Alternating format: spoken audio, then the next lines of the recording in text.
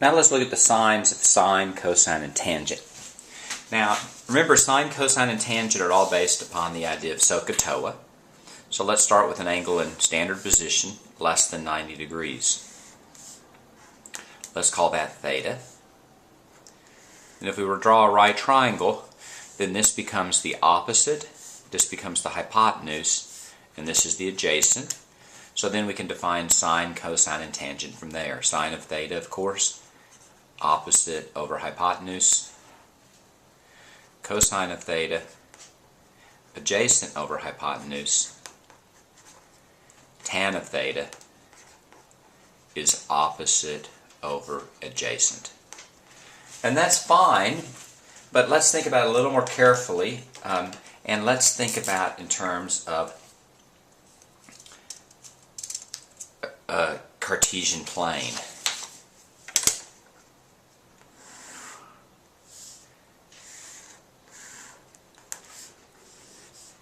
Let this again be theta. It can be measured either in radians or degrees. Well, this is the adjacent, but it's also x. This is the opposite, but it's also y. And this is the hypotenuse. It's also r, where r is simply the radius of a circle. In that case, we can redefine sine. It's opposite over hypotenuse. Opposite over hypotenuse is just y over r. And easy to remember that is sine y. Sine y. Sine rhymes with y. Cosine, let's think about cosine for a second. Cosine ca, C-A-H, adjacent hypotenuse, that's x adjacent over hypotenuse, which is r. X over r, and you can remember that because sine rhymes with y, sine y, cosine rhymes with x, cosine x. And then you have tangent. Tangent is opposite over adjacent, that's opposite y over adjacent x. Now, in this first quadrant, x is positive, and y is positive, and r is positive, so all three of those are positive numbers. But let's look in the other quadrants. Let's look at sine first. You have sine of theta is equal to y over r. Let's draw a Cartesian plane. Let's label the quadrants. Remember, this is quadrant 1, 2, 3, and 4. Nothing special about those numbers, it's just the way we number them. So if you have sine of theta is equal to y over r, r is the hypotenuse or the radius of a circle. So r is always positive. That's important enough to write it down.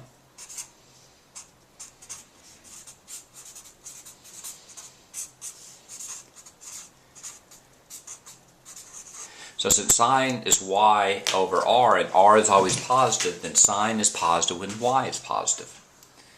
So remember, this is your x-axis and your y-axis. In the first quadrant, r is positive and y is positive, so sine is positive. In the second quadrant, r again is positive, but y is also positive, so that's positive as well. In the third quadrant now, y becomes negative, r is still positive, so that's a negative. And in the fourth quadrant, y remains negative. Why is y negative? Because if this is the origin, you go down along the y-axis, so y is negative, and r is positive, so that's negative. So sine is always positive in the first two quadrants and negative in the quadrants 3 and 4. Let's do exactly the same thing, but let's do it with cosine.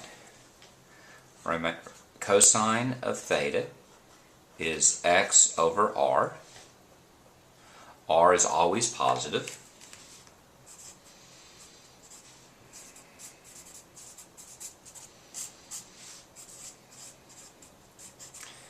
So if r is always positive, then cosine simply has the same sign as x does. So let's look at the quadrants.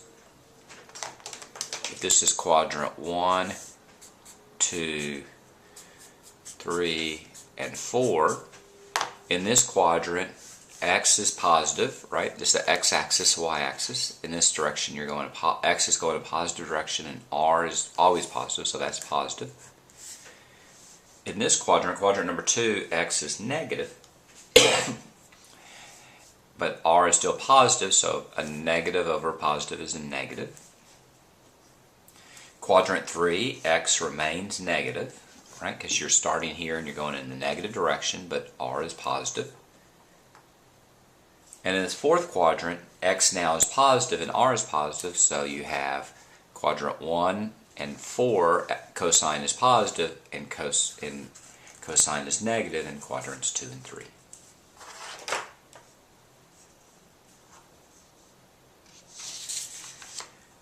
The rationale of tan is exactly the same.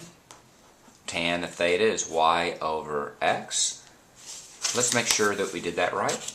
Go back to our original problem. We have a right triangle in the first quadrant. This is theta. Tangents opposite over adjacent, opposite y, adjacent x, y over x. So if you ever forget that tan is y over x, you just remember that it's Sohcahtoa, and you can derive it from there. Let's draw the 4 quadrants. Now here the trick is you have y and x, so a fraction is positive when they're both positive or when they're both negative. And a fraction is negative when one's positive and one's negative. So let's look at this first quadrant. In this first quadrant, x and y are both positive, so a positive over positive is a positive. We call that quadrant number 1. In quadrant number 2, y is still positive, but x is now negative, so a positive over a negative is a negative.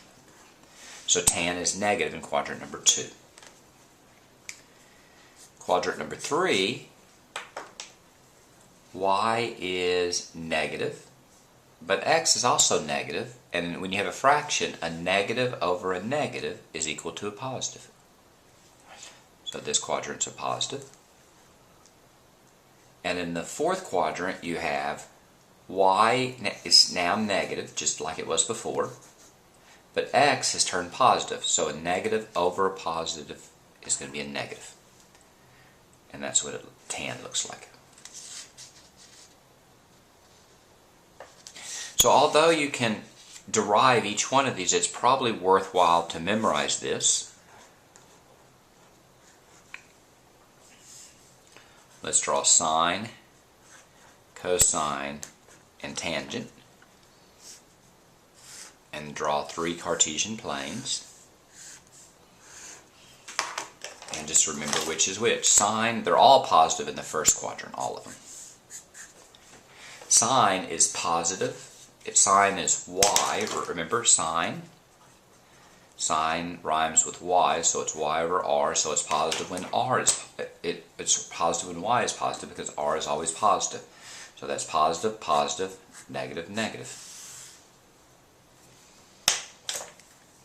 Cosine of theta is x over r, right? Sine rhymes with y, cosine with x. Remember, r is always positive.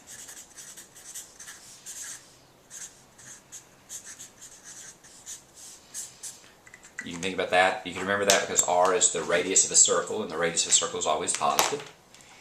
So cosine is positive when x is positive, so it's here and here. And it's negative when x is negative, so it's here and here. And tan is y over x. If you don't remember that, just remember Sohcahtoa and work it out. So it's y over x. It's positive when either both are positive or when both are negative. And it's negative when one's negative and one's positive. So it looks like that. So it probably more makes sense just to memorize this picture or work it out each with your preference, and that's how you find the sine of cosine, sine, and tangent.